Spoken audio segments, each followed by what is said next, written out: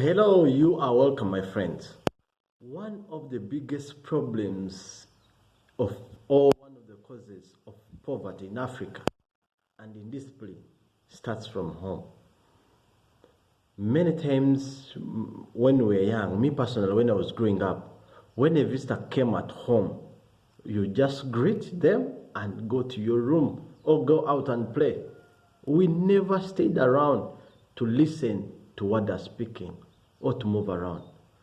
But recently, I went in a certain home, a very nice home, Christian home, and children were playing around the sitting room where I was seated. One knocked me and I poured my drink. Hey, sorry to your parents if they get sad about it, but as the content creator, I said, no, I have to talk about this. This is not discipline. That's the biggest thing that parents have done, the biggest harm they have done to their children.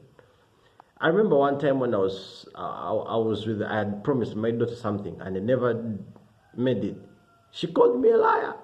I called her. I looked into her face. I told her, if you ever call me a liar, you will face it hard. You can't call me a liar. I said, I'm not your friend. I'm your father. I'm not your friend.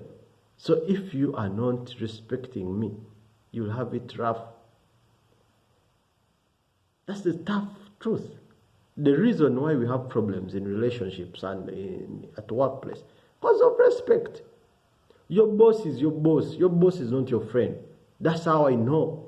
And I have limits with my boss.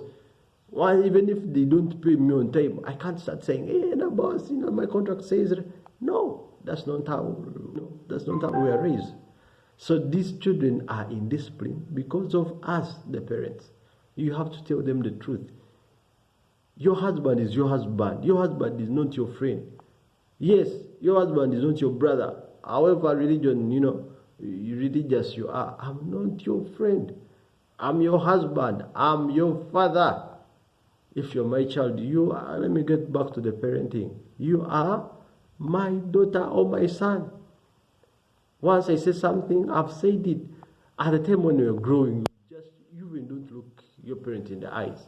When that discipline you, they tell you something, all you say, yes, sir, yes, sir, yes, dad, yes, dad. And you ask after they're finished. They can't tell you, hey, you didn't mop the house. Daddy, I was doing this. No, you don't. That's indiscipline. You first listen and then talk back after they're done talking to you. That's how we are raised. But we are different.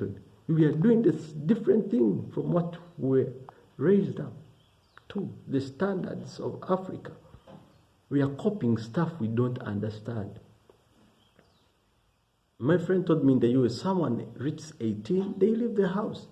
Is it 18 or 16 or 18? They have to leave the house. That's dumb. And guys are copying it here in Uganda, in Africa. They're doing it. Kids, you find a kid after they have graduated, they're done with school, they want to move out of their house. They move and they struggle. No wonder. I have a friend who is an Arab, told me, you can live in your father's house up to 30 years. I was like, wow, no wonder they are rich.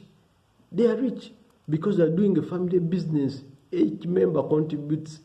But here in Africa, people want to work and they're in their parents' home, and then, they contribute zero. So because also they want to have sex and they want to contribute zero, they want to go away so that they rent their apartment and life is tough. That's how they end up doing wrong choices. Marriage, what? Stuff goes on because they want to smoke the weed. But when you stay in your parents' house, you get to learn how things are done. You learn responsibility. Stay there, but also contribute to the success of the family. That's the only way we are going to make it. Guys, we better copy these things from people who have made it. Indians do it. I remain your friend, Dr. Yazama Damas. God bless you. I will see you in the next one.